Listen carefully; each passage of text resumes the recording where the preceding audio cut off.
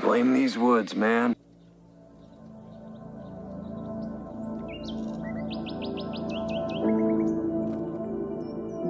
Whoops, I made an art film. Most hack directors of exploitation films and low-budget horror, they have ambitions, they have aspirations, and they see themselves as artists. But it's rare that they accidentally actually trip into something artistic. Harvest Lake is borderline outsider art.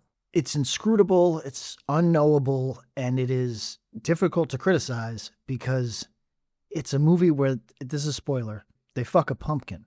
I'm going to apologize for the crude language, but we're going to keep coming back to the simple fact that they fuck a pumpkin.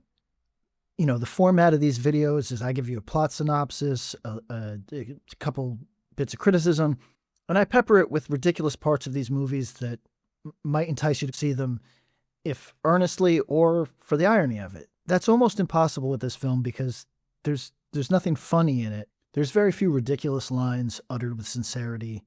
There's very few ridiculous lines, period. There's very few lines, period. This is, again, a borderline art film that culminates with the fucking of a pumpkin. The first thing you'll notice about Harvest Lake is the actors.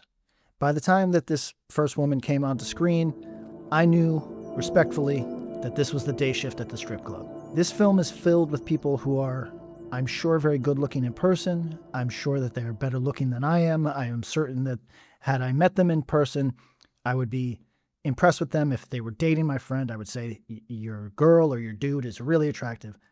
But for film, we're not talking about the all-stars. And I like this. The Brad Pitt, Angelina Jolie strata of faces that normal people can't aspire to. I understand the appeal. I understand that Hollywood is an aesthetic thing and that we've always had stars, and part of that stardom is aspirational beauty. But that's not the type of film I'm interested in. My tastes lean towards films where you get your friend's girlfriend who's a dominatrix to show up in your movie for $50. She's not hot, but she's not hot, so I guess that's an actress. Look at what I'm wearing. Look at what I'm wearing.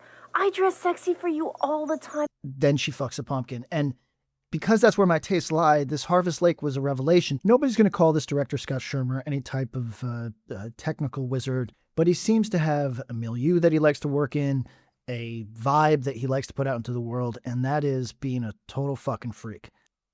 That's good. That's a good thing, everybody. What's interesting about this Scott Shermer script? What's interesting about this Scott Shermer script? What's interesting about this Scott Shermer script is that it has no wit whatsoever. You know how most guys fantasize about being with two girls at the same time? Well, yeah, I mean, what guy doesn't? While that makes for a painful viewing experience occasionally, I wondered, is Scott Shermer witless, or is he trying to effectively write the characters that are on the screen, which are not funny people? They're normal people.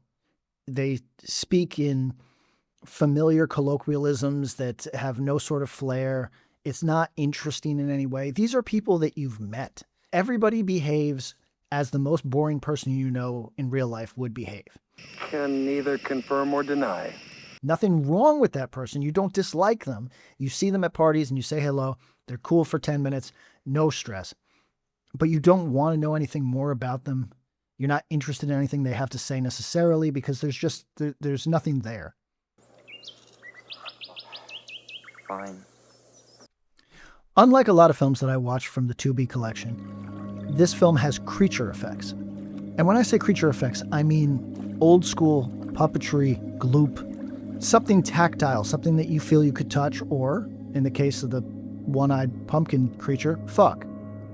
Existing in 3 dimensions. It's a nice thing. It's something that maybe we don't get a lot of on either side. In the high-budget stuff, because it's just easier to do it all on a green screen, or on the low-budget stuff, because you've got plugins from After Effects to make fire or whatever. Between the beginning part of the track and the end part of the track. So in the end, we end up with half as much dripped. So I feel like starting from the middle just gives you a slightly more accurate track.